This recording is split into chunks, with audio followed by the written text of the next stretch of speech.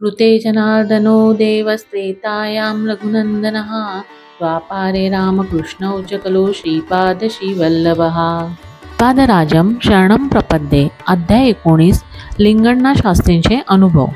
वल्लभेश शर्मा दंपती, मी स्वतः आणि सुबण्णा शास्त्री श्री श्रीपादांच्या लीलांचे स्मरण करीत होतो। दरम्यान तिथे लिंगण्णा शास्त्री नावाचे त्यांचे दूरचे नातेवाईक आले। ते वेद व वेदांगात महापंडित होते। लिंगण्णा शास्त्री सांगत होते, मी पिठिकापुरमला माझ्या पितरांचे तर्पण पादगया क्षेत्रात करण्यासाठी आलो। माझे आजोबा धार्मिक व श्रीमंत ब्राह्मण असूनही महाकंजूस होते। शास्त्रात लिहिलेल्या आपदधर्म व सूक्ष्मधर्म यांचा कृतर्काने आपल्याला फायदेशीर असा समन्वय करीत होते। यथाशक्ती या तत्वाचा अर्थ ते विकृत पद्धतीने लावत। पितरांच्या तृप्तीसाठी करावयाची दशविध दाने ते अत्यंत थोड्या धनात करायचे। क्रियाकर्म कसेबसे उरकून घ्यायचे। त्यांना अंतस्था अस्वस्थ वाटायचे की वार्षिक श्राद्धात अनावश्यक खर्च होतो आणि भोगते ती सुवर्णसंधी समजून अधाशीपणे खातात। घरातील सर्व संपत्ती लुटली जाऊन घर पोकळ टरफल होत असल्याचे दुःख त्यांना होते। माझे आजोबा काही काळानंतर वारले। माझ्या वडिलांनी देखील आजोबांच्या पावलांवर पावले ठेवली। सर्व जगाला गिळंकृत करणाऱ्या काळाने माझ्या वडिलांना देखील गिळंकृत केले। मी मात्र सर्व पितृकर्मे शास्त्रानुसार काटेकोरपणे करीत असतो। ते माझ्या क्षमतेपेक्षा जास्त किंवा कमी प्रमाणात नसतात। दरम्यानच्या काळात आमच्या घरात विनाकारण भांडणे भडकायला लागली व मनःशांती राहिली नाही। कोणतेही काही कारण नसताना तत्काल भांडणे होऊ लागली। आमच्या घरात पाऊल टाकल्यावर अतिशय शांत असलेले नातलग देखील खूप क्रुद्ध होऊन झुंजायला लागायचे। आमचे घर भांडणाचे केंद्र बनले। माझी बायको माझ्यावर रागावून माहेरी निघून गेली। मी झोपलेलो असताना माझा मुलगा माझ्या छातीवर बसून दोन्ही हातांनी माझा गळा दाबण्याचा प्रयत्न करू लागला। माझी सून मला दूषणे देऊन म्हणू लागली, तुमच्या वयाचे बरेच लोक स्मशानात पोहोचले, तुमची पाळी केव्हा येणार? माझी कन्या निष्ठुरपणे म्हणायची, मी कोणत्या तरी जन्मात खूप पाप केल्यानेच मला तुमच्यासारख्या दरिद्री माणसाची मुलगी म्हणून जन्म घ्यावा लागला। माझा जावई तिरकस बोलत अशी टिंगल करावयाचा, आमच्या घरी नोकर नाहीत, तुम्ही पाषाणाप्रमाणे धट्टेकट्टे आहात, तुम्ही आमच्या घरी येऊ शकता व घर झाडणे, गोठ्यात गुरांची निगा राखणे आणि गरज पडेल तेव्हा धार्मिक विधीतील ब्राह्मणास भोजनास जाणे व तिलकदान स्वीकारणे अशी कामे करू शकता। आम्ही स्वतः उपाशी राहून तुमच्यासाठी बकासुरी अन्न तयार ठेवू। तुम्ही स्वतःही अन्न शिजवू शकता आणि तुम्ही खाऊन काही उरल्यास आम्हालाही घासवत देऊ शकता। आयुष्य माझ्यासाठी काटेरी बनले। प्रत्येक जीवास जगण्याची वाढती रुची असते, स्वारस्य विकसित होते, जगण्यात माधुर्य आहे असे त्यांना वाटते। पण माझ्या बाबतीत हे स्पष्ट होते की जगण्यात माधुर्य नाही। मी आत्महत्या केली असती, तथापि अशी भीती होती की मेल्यावर पिशाच जन्म घ्यावा लागेल। माझ्या मृत्यूनंतर माझे शास्त्रोक्त पद्धतीने अंत्येष्टिकर्म होणार नाही हे मला स्पष्ट जाणवले होते। एके दिवशी मी गोशाळेतील मला सोपवलेली सर्व कामे आटोपून जेवण घेणार होतो, परंतु सुनेने मला शिळे अन्न दिले होते। त्याला वास येत होता। त्या अन्नात थोडे किडे मला आढळले। श्रमाने मी पूर्ण थकून गेल्यामुळे भुकेच्या तीव्र वेदनेने मला अधिकच त्रास व्हायला लागला। अशक्तपणामुळे डोळ्यातून अश्रूसुद्धा येत नव्हते। दुर्गंधी येणारे अन्न मी खाऊ शकलो नाही। मी भुकेच्या वेदनांचा प्रतिकार करू शकत नव्हतो। अत्यंत दयनीय अवस्थेत माझ्या मनात शंका डोकावली की हे जग, हे लोक आणि हे सर्व नातेसंबंध खरे आहेत किंवा हे सर्व इंद्रजाल महेंद्रजाल आहे। विचारशक्तीच नसल्याने माझे मन बधीर झाले। अशा गंभीर परिस्थितीला एका अवधूतांनी मला गोशाळेत दर्शन दिले। त्यांच्या नेत्रांमधून करुणा महाप्रवाहाप्रमाणे वाहत होती। त्या दिव्य करुणामय अवधूतास पाहून मी त्वरित लहान बालकाप्रमाणे हमसून रडू लागलो। ते लाखो वर्षापासून माझ्या परिचयाचे असल्यासारखे वाटले। मी त्या अवधूतांच्या दिव्य श्रीचरणांना साष्टांग दंडवत घातला आणि ते पावन चरण माझ्या छातीशी धरले। त्या अवधूतांनी आपल्या दिव्य हाताने अन्नास स्पर्श केला। पात्रातील अन्न अदृश्य झाले। पात्रात हलवा नावाचा पदार्थ होता। त्या अवधूतांनी त्या हलव्यातील थोडासा भाग घेतला व उरलेला मला खाण्याचा आदेश दिला। मी तो पोटभर खाल्ला। मला पुन्हा उत्साह व बळ आले। अवधूतांनी मला घराच्या ईशान्य बाजूला पहारीने खोदण्यास सांगितले। खोल खणल्यावर 2 कुत्र्यांचे सांगाडे निघाले। मी ते बाहेर फेकले। अवधूतांनी मला माझ्याजवळील भाताची पेज त्या खड्ड्यात ओतावयास लावली। मी खड्ड्यात भाताची पेज ओतली व तो चिखलाने बुजविला। मग अवधूत म्हणाले, मी तुझी पिशाच बाधा काढली, तुझे घर शुद्ध झाले, हळूहळू परिस्थिती सुधारेल. तुला पादगया क्षेत्र पिठिकापुरमचे बोलवणे आले आहे. तू लगेच निघावे. तुझी योग्य ती व्यवस्था करण्यात येईल. आपण पुन्हा पिठिकापुरममध्ये भेटू. त्यावेळी माझ्या अंगावर असलेल्या कपड्यांनिशी मी पिठिकापुरमला निघालो. घरात कुणालाही न सांगता मी लगेच निघालो. मी काही अंतर प्रवास केल्यावर सायंकाळ लवकर होऊ लागली. मी एका आमराईतून जात होतो. त्या बागेत मालक नरसिंहप्पा यांनी माझे चांगले आदरातिथ्य केले. त्यांनी मला खाण्यास मधुर फळे दिली. माझी भूक शमली. त्यांनी मला त्या रात्री त्यांच्या घरी आदरातिथ्य स्वीकारण्याची विनंती केली. मी सहमत झालो. सकाळी स्नान संध्यादी आटोपल्यावर त्यांनी मला वस्त्रदान व दक्षिणा म्हणून काही धन दिले.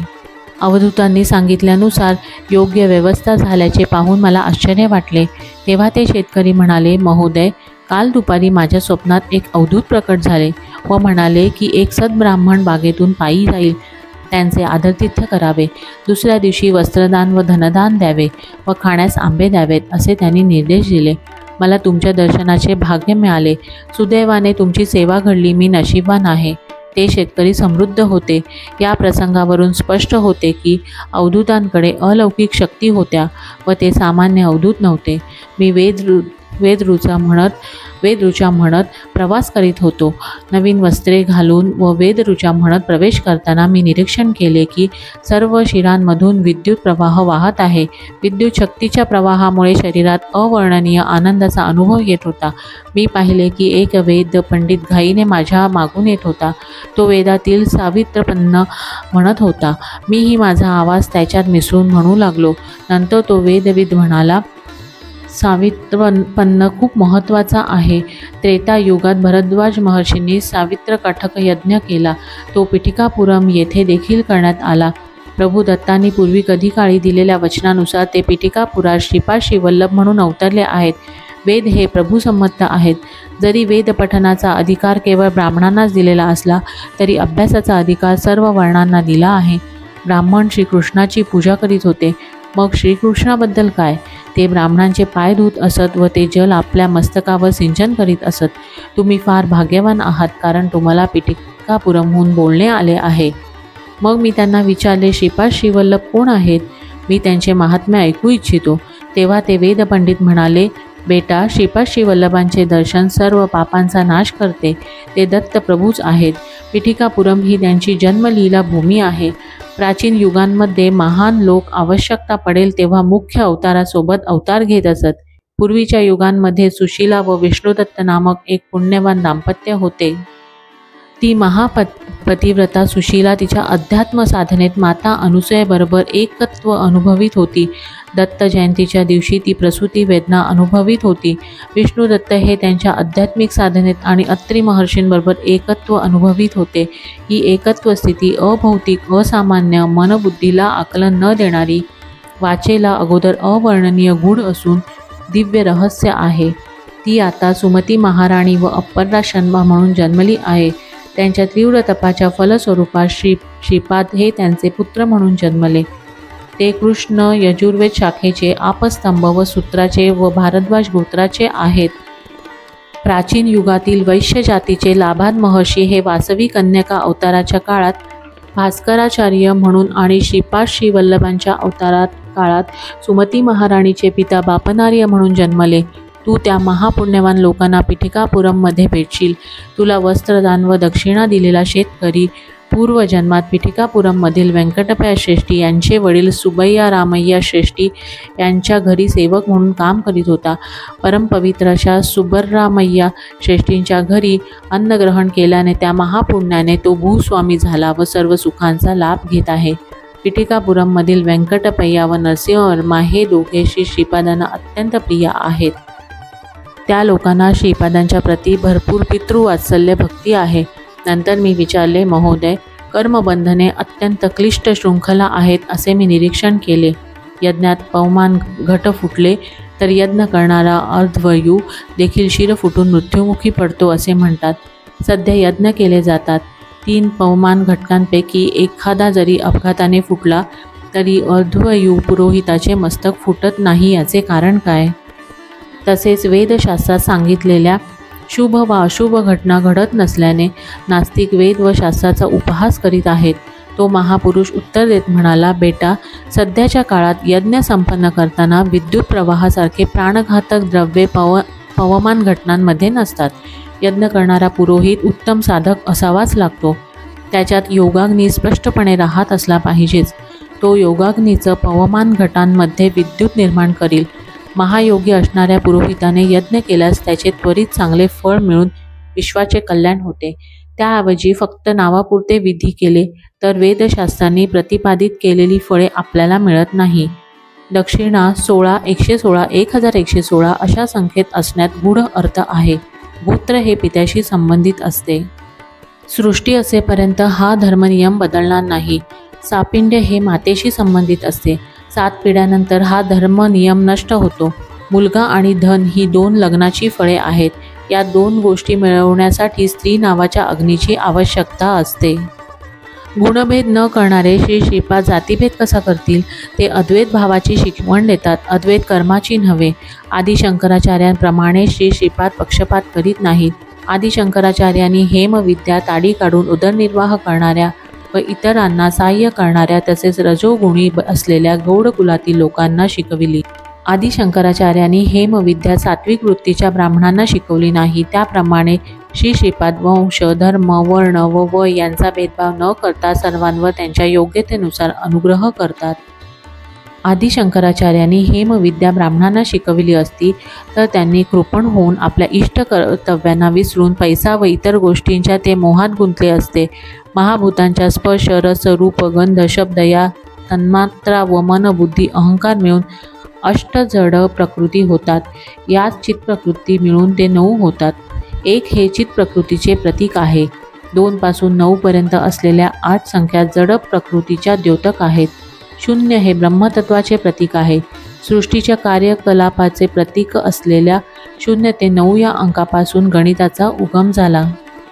श्री श्रीपाद भिक्षा मागताना गमतीने हसून म्हणत 2 चौपाती देवलक्ष्मी आणि 2 पोळ्या मागत असत. हे 2, 4, 9, 8 या संख्येचे प्रतीक आहे.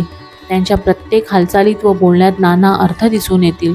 सृष्टीतील सर्व द्वंद्वांचे 2 हे प्रतीक आहे.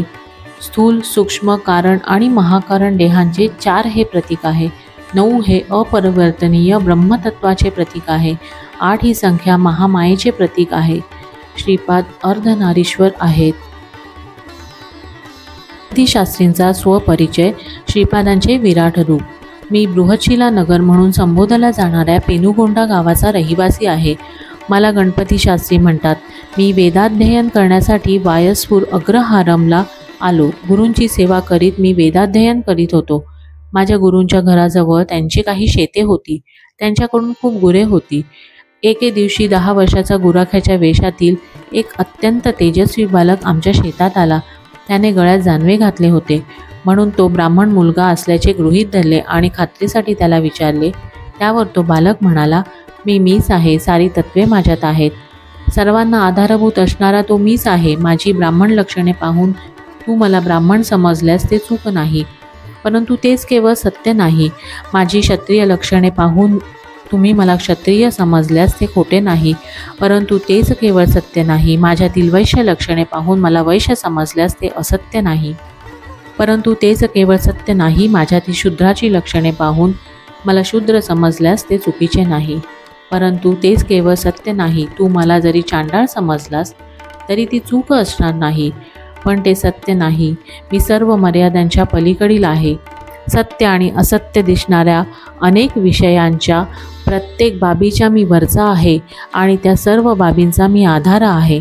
मी परम सत्य आहे. त्या सत्याचे स्वरूप सर्व मर्यादांच्या पलीकडे आहे. माझा धर्म परम धर्म आहे. तो सर्व धर्माच्या अतीत आहे आणि त्यांचा आधारसुद्धा आहे. मी परम प्रेम स्वरूप आहे. सृष्टीतील जीवांमध्ये असणाऱ्या प्रेमतत्वापेक्षा हे फार दूर आहे. एवढेच नव्हे तर ते सर्वांचा आधार आहे. तुम्ही मला पुरुष समजलात तर मी स्त्रीप्रमाणे वर्तन करतो. तुम्ही मला स्त्री समजलात तर पुरुषाप्रमाणे वर्तन करतो.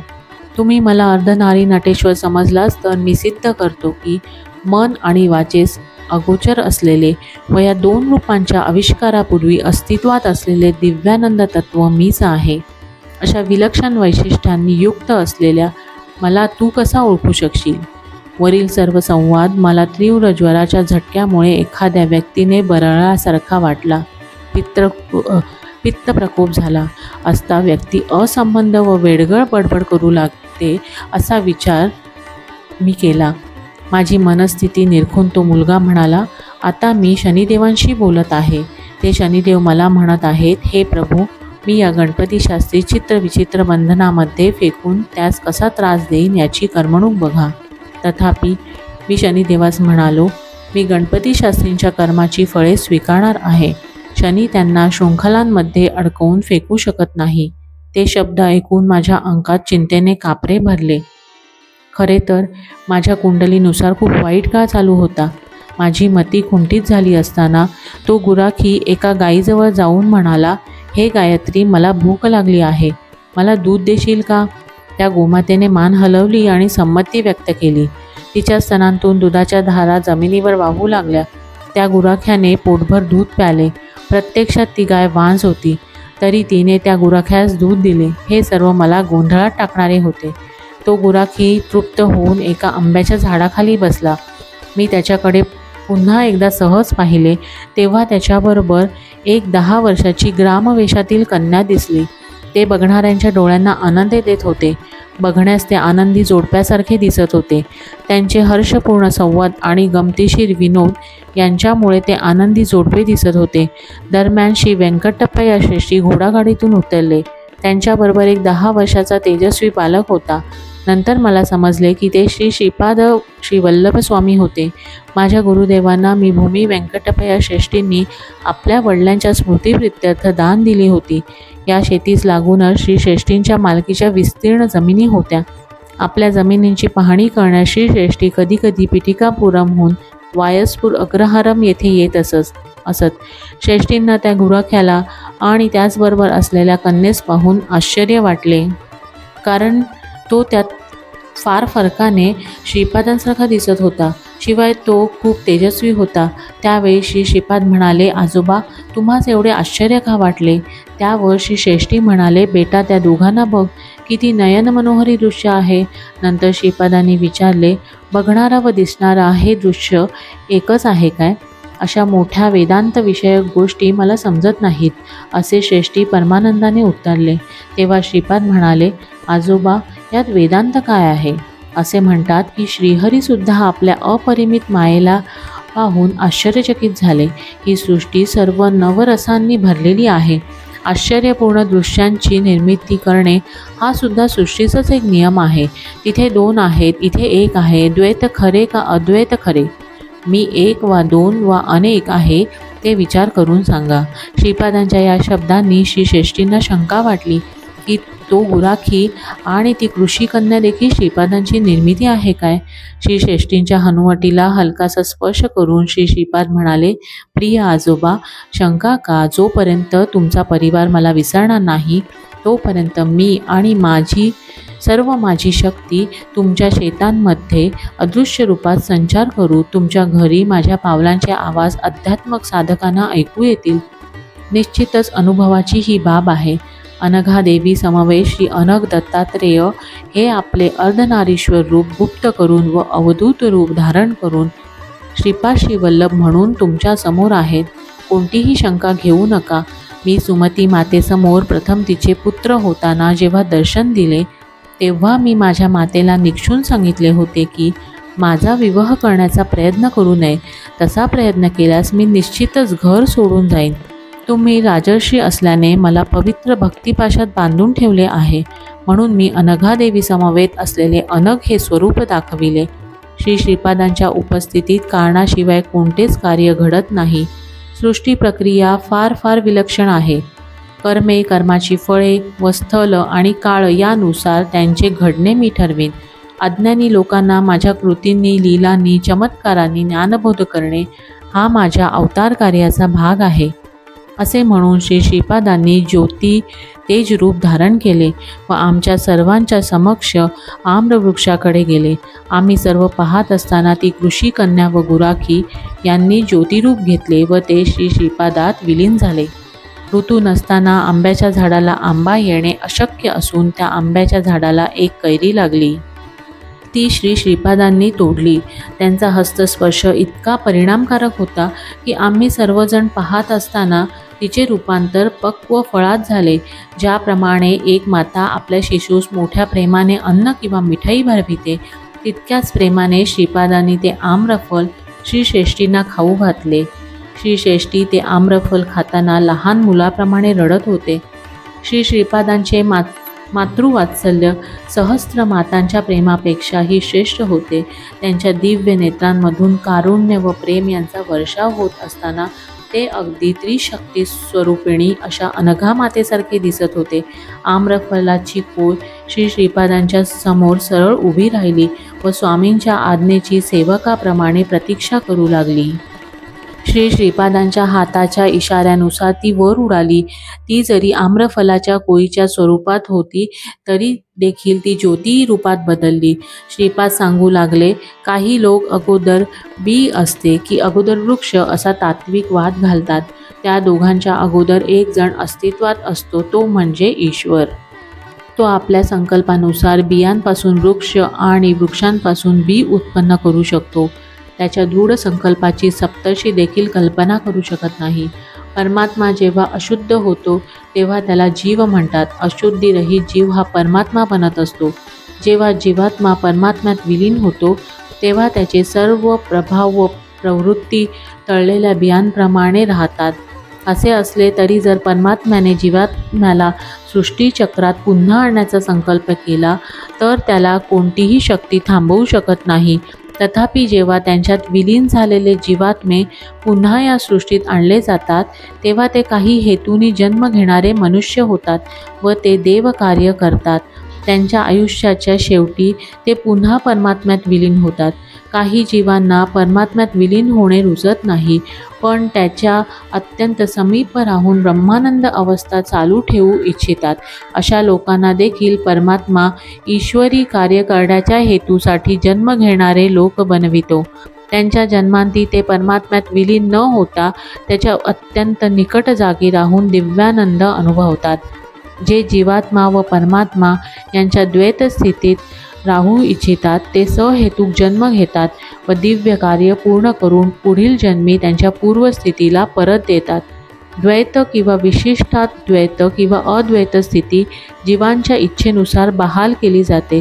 त्यामुळे अद्वैतवाद श्रेष्ठ आहे किंवा विशिष्ट अद्वैतवाद महान आहे की द्वैतवाद महान आहे असा वाद लोकांनी घालणे योग्य नाही. उत्पत्ती, स्थिती आणि लय हे प्रत्येक क्षणी घडत असतात. कल्पाच्या शेवटी ब्रह्मा, विष्णू आणि महेश्वर परमात्म्याच्या अव्यक्त आनंद स्थितीत राहतात. महासंकल्पानुसार ते पुन्हा व्यक्त स्थितीत येतात व नवनिर्मित विश्वांमधील त्यांच्यासाठी नेमून दिलेल्या विश्वात उत्पत्ती, स्थिती व लय सुरू करतात. आगामी कल्पात 9 व्याकरणांमध्ये विद्वान पंडित असलेला हनुमान ब्रह्मा होईल. विश्वकार्य कलापात जीवांच्या नैसर्गिक शक्तीनुसार व योग्यतेनुसार कार्यभार सोपविला जातो. त्यामुळे अनेक कोटी विश्वे या सृष्टीत असून त्यांच्या कार्यकलापासाठी नेमलेल्या दैवी शक्तीसुद्धा अनंत आहेत. त्या दैवी शक्तींना अडथळे उत्पन्न करणाऱ्या आसुरी शक्तीसुद्धा अनंत आहेत. तुरुष्क सगुण स्वरूपातील निराकार ब्रह्माला अल्लाह म्हणतात. ख्रिश्चन सगुण स्वरूपातील निराकार ब्रह्माला यहोवा असे संबोधतात. सृष्टीमध्ये प्रतिबिंबित झालेल्या अंतःचैतन्याला ते देवाचा पुत्र येशू या नावाने संबोधतात. शांतता, सौजन्य, प्रेम आणि दया यांना वाढीस लावणाऱ्या त्या दिव्य चैतन्याला ते पवित्र आत्मा असे सुद्धा म्हणतात. सर्व धर्मात, सर्व पंथात, सर्व सिद्धांतात स्वयंप्रकाशाने चमकणारे मूलतत्व मीच आहे.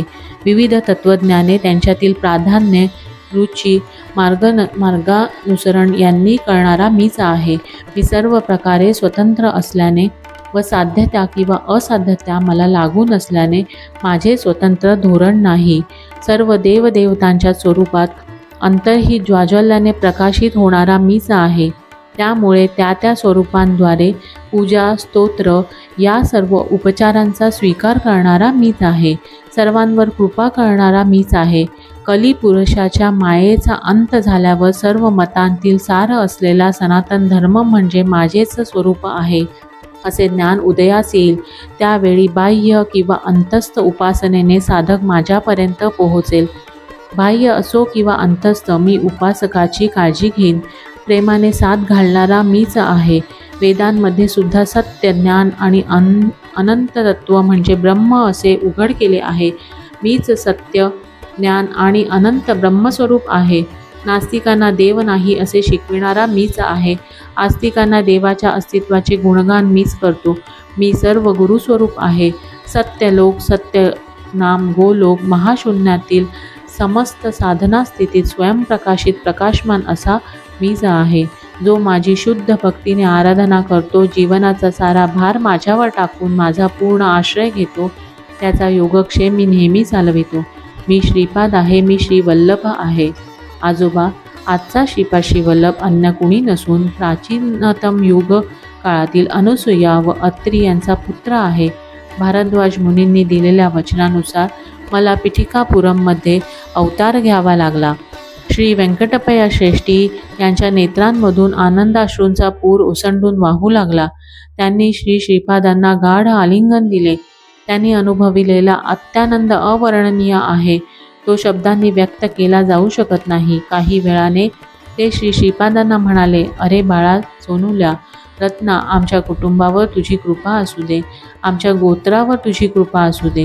आमच्या आर्य वैश्य कुळावर तुझी कृपा असू दे.